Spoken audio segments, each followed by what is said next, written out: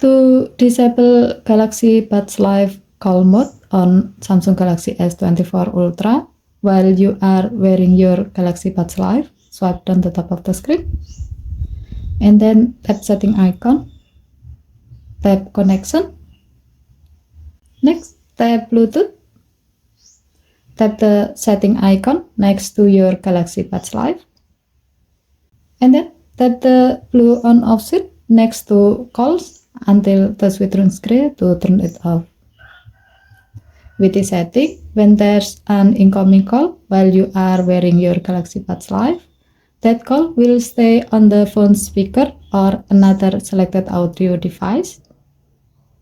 So, given the function, you can disable Galaxy Buds Live call mode if you only want to use the earbud for listening to music or other media without handling calls on them. Okay, thank you for watching. Please help to like and subscribe. Have a nice day.